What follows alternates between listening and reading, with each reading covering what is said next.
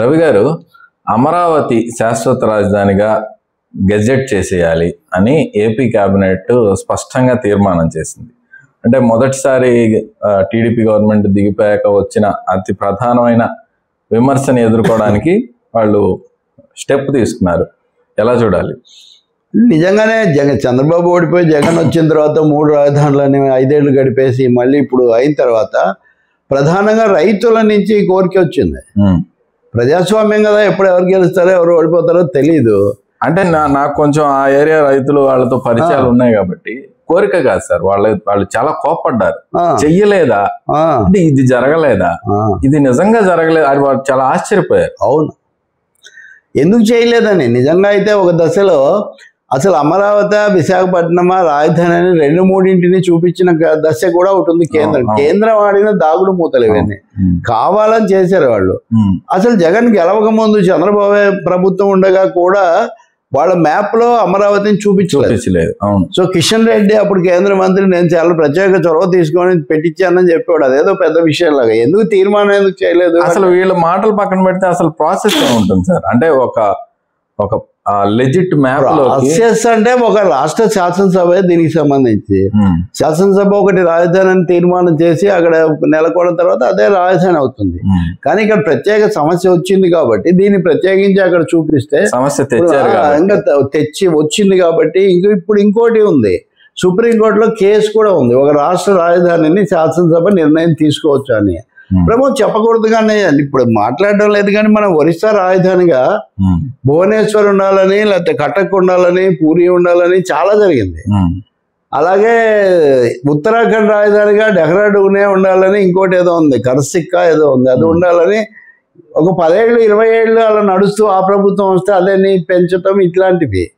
కొన్ని చోట్ల రాజధాని కూడా పెట్టినా అక్కడికి వెళ్లకుండా ఇక్కడి నుంచే పనిచేస్తున్నవి కూడా ఉన్నాయి. ఈ సమస్యలు ఏవి ఉండకూడదు. అంటే ఇప్పుడు జగన్ కూడా ఏమన్నాడు, నేనేం మార్చలేదు కదా, అక్కడ శాసన రాజధాని ఇక్కడే ఉంటుంది కదా అని ఒక వాదన చేశాడు. అంతేకాకుండా సుప్రీంకోర్టులో కూడా వాళ్ళు ఇది వేశారు, శాసనసభే కదా ఫైనల్ అని.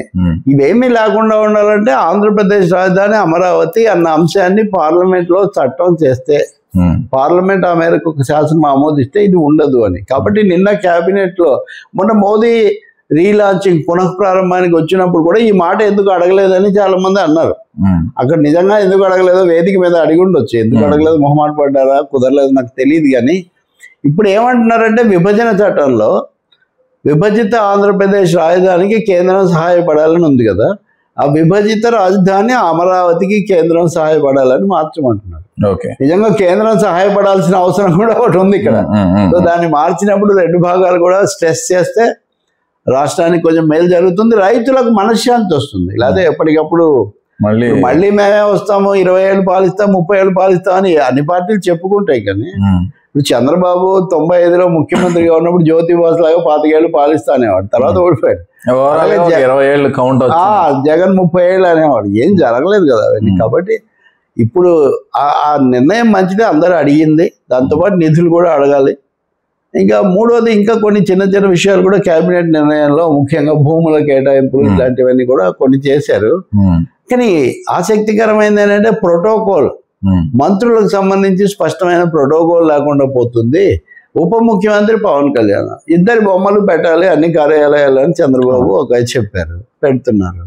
కానీ మొన్న ప్రధానమంత్రి అమరావతికి వచ్చినప్పుడు, అది కూడా రాజధాని సభలోనే జరిగింది, ప్రధానమంత్రి ముఖ్యమంత్రి పక్కన పెమ్మసాని చంద్రశేఖర్ అని ఆ కేంద్ర మంత్రి కూర్చుంటే, ఆ తర్వాత పవన్ కళ్యాణ్ మిగిలిన మంత్రులతో పాటు కూర్చున్నాడు. కాబట్టి ఇలా ఉండకూడదు, ముఖ్యమంత్రి పక్కనే పవన్ కళ్యాణ్ కూర్చునే విధంగా ఈ ప్రోటోకాల్ ఖచ్చితంగా అమలు చేయాలని చంద్రబాబు నాయుడు కొంత ఆగ్రహం వ్యక్తం చేశారు. ఇవన్నీ కొన్ని అలాగే కొంతమంది మంత్రుల పని విధానం కూడా అంత బాగాలేదు. కొన్ని మార్పులు, నాగబాబుని తీసుకున్నా కూడా కొన్ని మార్పులు కూడా జరగవచ్చు అని ఇవన్నీ కేబినెట్ దాని మీద కూడా కొంచెం దాని మీద కూడా ఉంది. ఇంకొక ఇదేమంటే ఆపరేషన్ సింధూర్ అనే పేరు చాలా బాగుంది.